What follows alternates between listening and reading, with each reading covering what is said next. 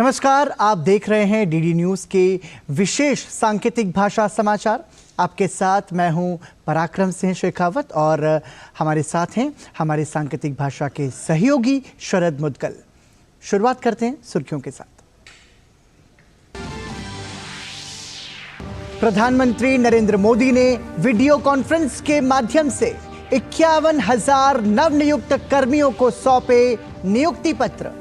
कहा, सरकार ने भर्ती प्रक्रियाओं में किया है बदलाव।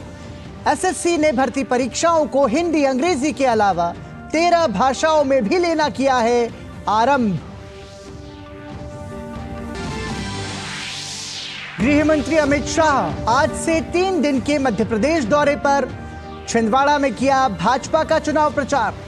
कांग्रेस पर जनता को अनदेखा करने का लगाया आरोप। दमोह में प्रियंका गांधी ने की रैली। मिजोरम के तुईचावंग में भाजपा अध्यक्ष जेपी नड्डा ने किया चुनाव प्रचार। कहा, पूर्वोत्तर में केवल नरेंद्र मोदी के नेतृत्व वाली सरकार में संभव हो पाया है विकास कार्य।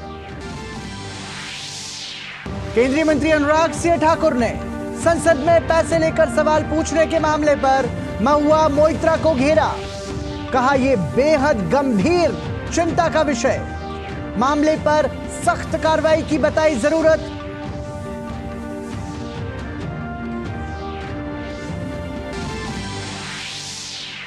प्रधानमंत्री नरेंद्र मोदी ने एशियाई पैरा खेलों में भारत के पदकों के शतक पूरा होने पर जताई खुशी। प्रधानमंत्री मोदी ने एथलीटों की प्रतिभा, कड़ी मेहनत और दृढ़ संकल्प को बताया सफलता का परिणाम। और आइए सुर्खियों के बाद अब खबरों पर नजर डालते हैं विस्तार से। प्रधानमंत्री नरेंद्र मोदी ने वीडियो कॉन्फ्रेंसिंग के जरिए नवनियुक्त कर्मियों को 51,000 से अधिक नियुक्ति पत्र वितरित किए। इन्हें 37 जगहों पर आयोजित रोजगार मेले के दौरान वितरित किया गया। गौरतलब है कि रोजगार मेला रोजगार सृजन को सर्वोच्च प्राथमिकता देने की प्रधानमंत्री की प्रतिबद्धता को पूरा करने की दिशा में एक महत्वपूर्ण कदम है। नवनियुक्त कर्मियों को कर्मयोगी प्रारंभ के माध्यम से खुद को प्रशिक्षित करने का भी अवसर मिल रहा है। कर्मयोगी प्रारंभ आईजीओटी कर्मयोगी पोर्टल पर एक ऑनलाइन मॉड्यूल है जिसमें कहीं भी किसी भी डिवाइस से सीखने के प्रारूप के तहत 750 से अधिक ई लर्निंग पाठ्यक्रम उपलब्ध कराए गए हैं। प्रधानमंत्री नरेंद्र मोदी ने बताया कि सरकार ने भर्ती प्रक्रियाओं में बदलाव किया है। उन्होंने कहा कि एसएससी ने भर्ती परीक्षाओं को हिंदी अंग्रेजी के अलावा 13 भाषाओं में लेना भी शुरू कर दिया है। हमने भर्ती प्रक्रिया को ना सिर्फ स्ट्रीमलाइन किया है बल्कि कुछ परीक्षाओं को रिस्ट्रक्चर भी किया है। स्टाफ सिलेक्शन कमीशन की रिक्रूटमेंट साइकिल में जो समय लगता था वो लगने वाला समय अब करीब करीब आधा हो गया है।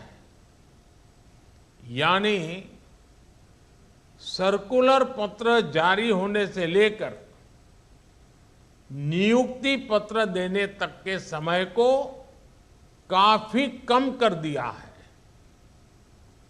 इससे युवाओं के समय की बड़ी बचत हुई है।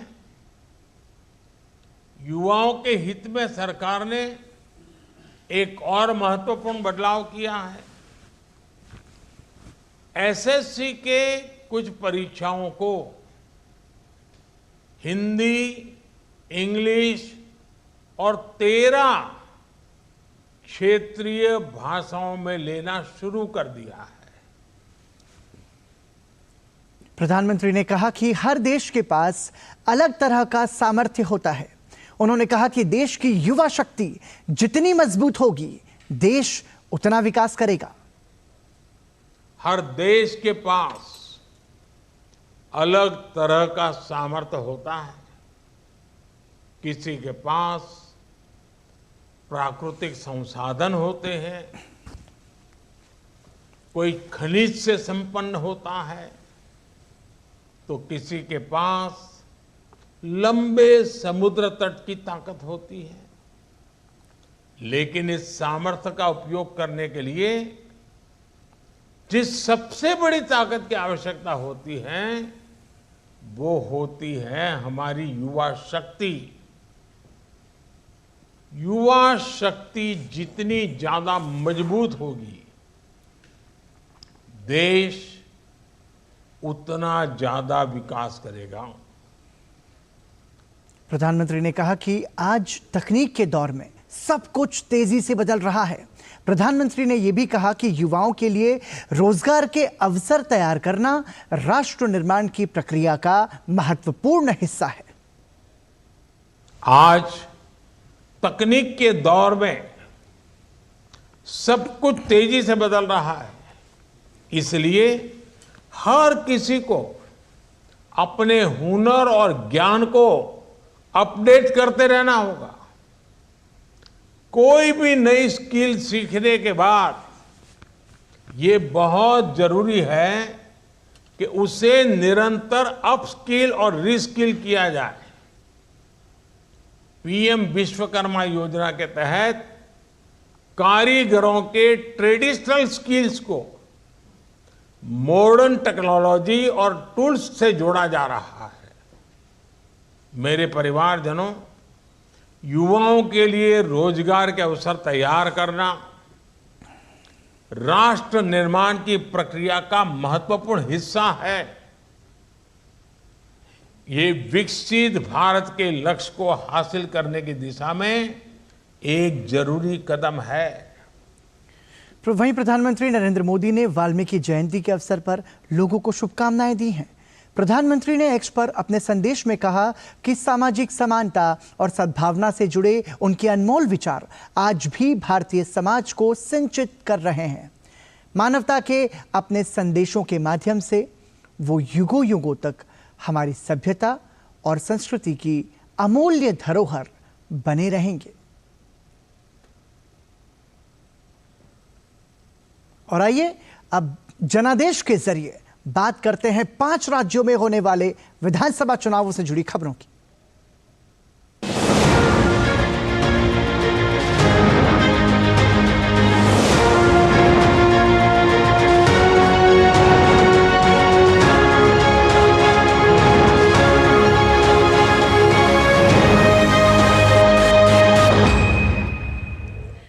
केंद्रीय गृह मंत्री अमित शाह ने आज मध्य प्रदेश के छिंदवाड़ा में एक चुनावी रैली को संबोधित किया और उन्होंने कहा कि कांग्रेस ने राम मंदिर को इतने सालों तक लटका कर रखा, लेकिन अब नरेंद्र मोदी की सरकार में अयोध्या में भव्य राम मंदिर का निर्माण हो रहा है। उन्होंने कहा कि जनवरी में प्रधानमंत्री नरेंद्र मोदी वहां जाकर मंदिर की प्राण प्रतिष्ठा करेंगे। ये कांग्रेस पार्टी आजाद हुए तब से राम मंदिर को लटका रही थी, भटका रही थी, अटका रही थी।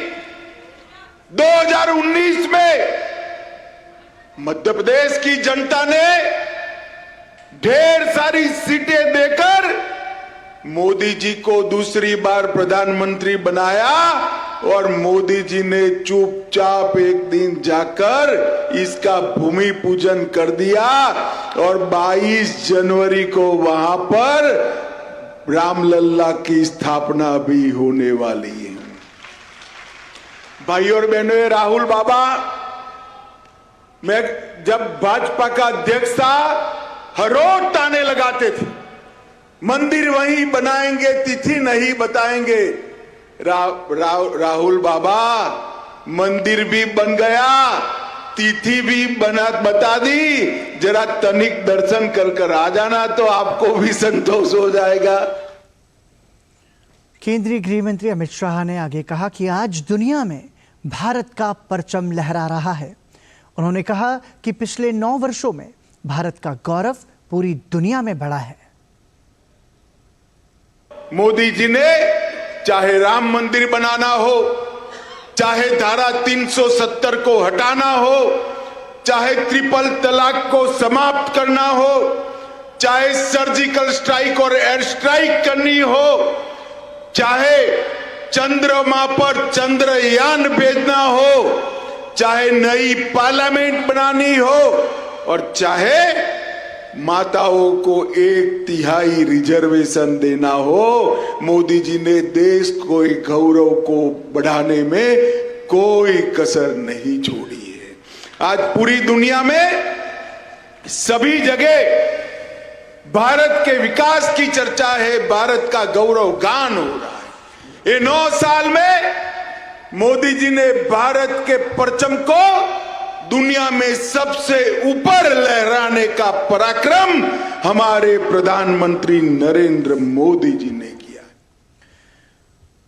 भाजपा अध्यक्ष जेपी नड्डा ने मिजोरम में एक जनसभा को संबोधित करते हुए कहा कि पहले की केंद्र सरकारें पूर्वोत्तर पर ध्यान नहीं देती थीं, लेकिन अब नरेंद्र मोदी की सरकार में लुक ईस्ट की नीति लागू कर पूर्वोत्तर को मुख्य धारा में लाया गया है। भाजपा अध्यक्ष ने कहा कि अब पूर्वोत्तर में विकास कार्य काफी तेजी से हो रहे हैं और ये केवल नरेंद्र मोदी के नेतृत्व वाली सरकार में संभव हो पाया है। लंबे समय तक यह इलाका भारत सरकार की नजरों में बहुत दूर था, उनका ध्यान नहीं पड़ता, वो ध्यान नहीं दे पा रहे और इसलिए जो विकास होना चाहिए था वो विकास नहीं होता। लेकिन हम सबको खुशी है कि भारत के प्रधानमंत्री नरेंद्र मोदी जी ने एक्ट ईस्ट, लुक ईस्ट, पूर्व की तरफ देखो, पूर्व के लिए काम करो, इस नीति के तहत पहली बार नॉर्थ ईस्ट को मुख्य धारा में लाने का काम किया तो नरेंद्र मोदी जी। वहीं मध्य प्रदेश के दमोह में जनसभा में कांग्रेस महासचिव प्रियंका गांधी वाड्रा ने कहा कि राज्य में अगर हमारी सरकार आएगी तो हम रोजगार और विकास पर काम करेंगे। आप सब रात दिन मेहनत करते हैं, कोई खेती में करता है, कोई रोजगार करता है, यहाँ से पलायन बहुत है, लोग दूर दूर जाते हैं रोजगार ढूंढने के लिए, जो दूर जाते हैं अपने परिवारों को छोड़ के जाते हैं, दिन रात काम करते हैं, पैसे भेजते हैं घर, किस लिए? ताकि आपका भविष्य मजबूत बने।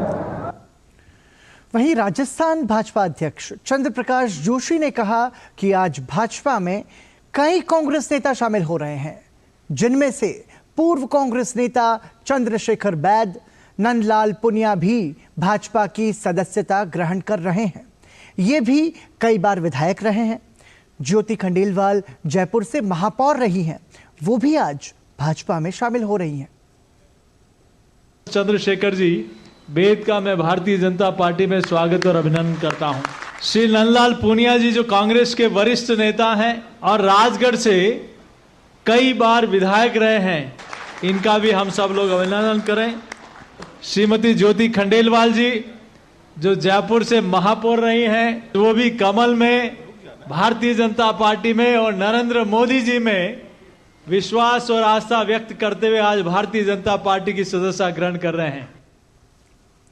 उन्होंने कहा कि कांग्रेस ने राज्य की जनता को जो झूठे वादे किए हैं, अब राजस्थान की जनता उनसे पूछ रही है कि किसानों के कर्ज माफी की गारंटी का क्या हुआ, महिलाओं की सुरक्षा की गारंटी का क्या हुआ, राजस्थान के विकास की गारंटी का क्या हुआ।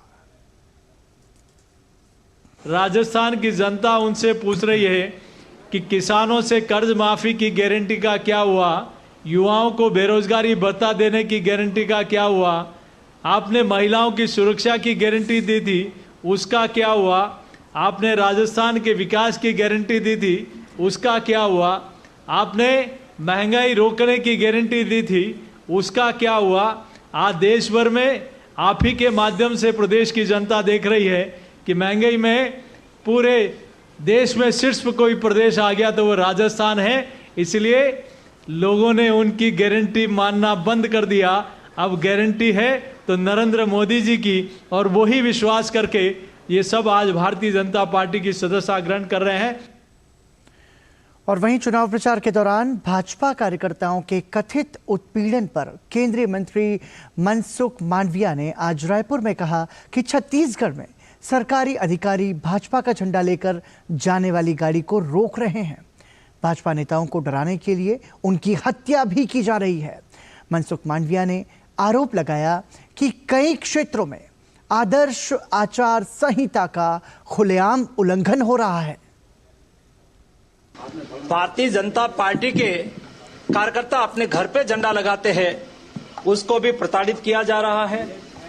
भारतीय जनता पार्टी के नेता को डराने के लिए उसकी हत्याएं हो रही है। हत्यारा सार्वजनिक तौर पर चैलेंज करते हैं, लेकिन भी उसके सामने एक्शन नहीं किया जा रहा है। कई क्षेत्र में दंतेवाड़ा, नारायणपुर, बीजापुर जैसे विधानसभा क्षेत्र में खुलेआम आदर्श आचार संहिता का भंग हो रहा है। लोगों को डराने की कोशिश हो रही है। ऐसी स्थिति में निष्पक्ष चुनाव हो, ये बहुत आवश्यक है। उधर छत्तीसगढ़ में कांग्रेस नेता राहुल गांधी ने जनसभा को संबोधित किया। उन्होंने कहा कि हमारे पहली प्राथमिकता राज्य का चहुमुखी विकास करना है। ऐसी मीटिंग में 5 साल पहले हमने कहा था, जैसे हमारी सरकार बनेगी, समय नहीं लगेगा, एकदम जो हमने वायदे किए हैं उनको हम पूरा करेंगे। वहीं पश्चिम बंगाल में पीडीएस राशन वितरण में भ्रष्टाचार के कथित मामले में मंत्री ज्योतिप्रिया मलिक की गिरफ्तारी पर केंद्रीय मंत्री निशित प्रामाणिक ने कहा कि अगर कोई अपराध करता है तो उसे सजा भुगतनी होगी। उन्होंने कहा कि जो कुछ भी हो रहा है वो निष्पक्ष संस्थाओं द्वारा किया जा रहा है और सच्चाई सबके सामने आ जाएगी। कोई भी अगर अपराध करते हैं तो उसका बिल्कुल साजा होगा, और भारत का संविधान का ऊपर और भारत का जुडिशियरी, देश का जुडिशियरी के ऊपर, आईनी व्यवस्था के ऊपर हम लोगों का पूर्ण विश्वास और आस्था है। जो भी हो रहा है निश्चित रूप से एक निरपेक्ष जो संस्था है उनके माध्यम से हो रहा है, और सच क्या है ये भी बहुत सामने आएगा। और वहीं मेरी माटी मेरा देश अभियान के तहत वीरों की भूमि उत्तराखंड में भी शहीदों के आंगन से मिट्टी एकत्रित की जा रही है, जिसे विभिन्न जिलों से कलश के माध्यम से राजधानी देहरादून लाया गया है।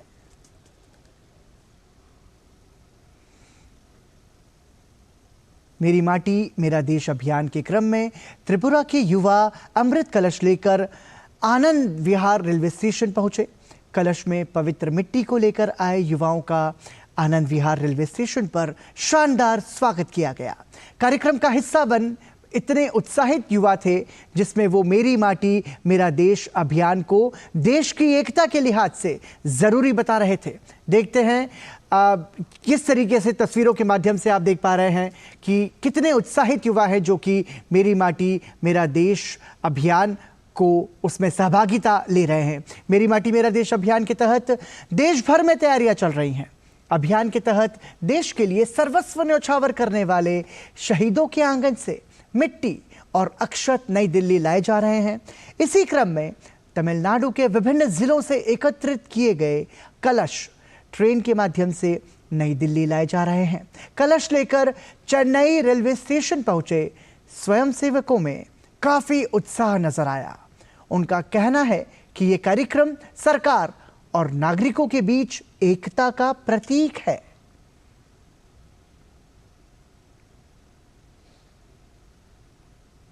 वहीं मेरी माटी मेरा देश अभियान के तहत असम के डिब्रूगढ़ से नई दिल्ली के लिए अमृत कलश राजधानी एक्सप्रेस ट्रेन से लाए जा रहे हैं। ये ट्रेन शुक्रवार देर शाम बिहार के मुजफ्फरपुर पहुंची, जहां स्वयंसेवकों ने बताया कि इन अमृत कलशों में शहीदों की मिट्टी नई दिल्ली ले जाई जा रही है, जहां अमृत वाटिका का निर्माण होना है।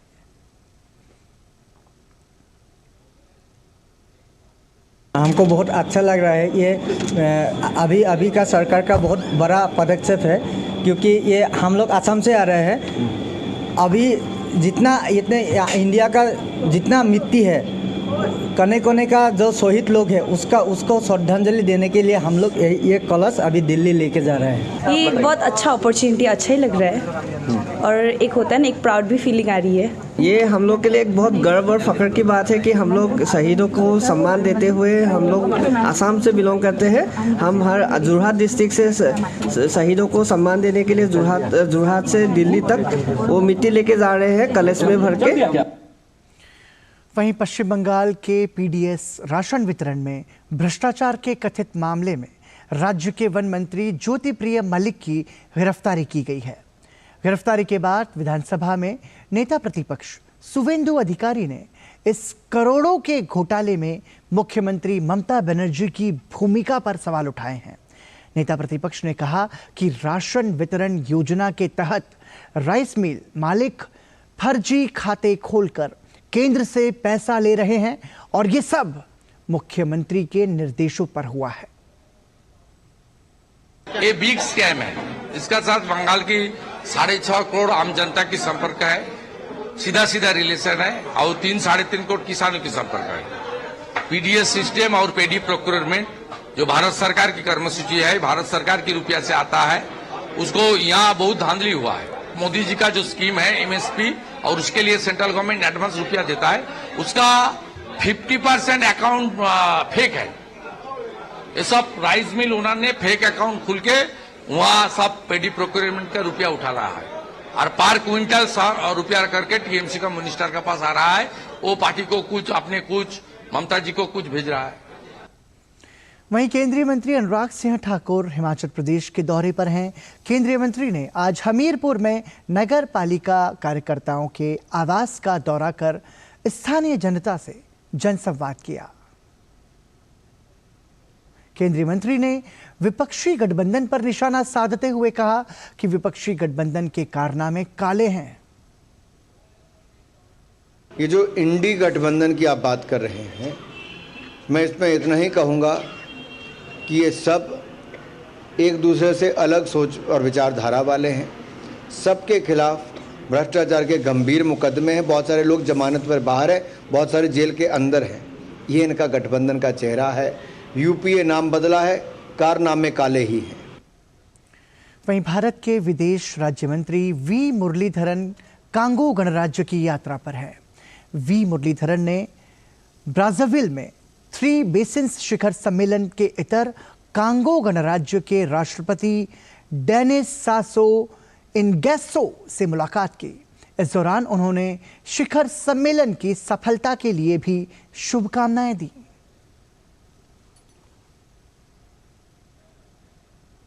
वहीं चीन के हांगझू में चल रहे पैरा एशियन गेम्स में भारतीय एथलीटों का शानदार प्रदर्शन जारी है। भारतीय पैरा एथलीटों ने ऐतिहासिक प्रदर्शन करते हुए पहली बार 111 पदक जीते हैं, जिसमें 29 स्वर्ण पदक, 31 रजत और 51 कांस्य पदक शामिल हैं।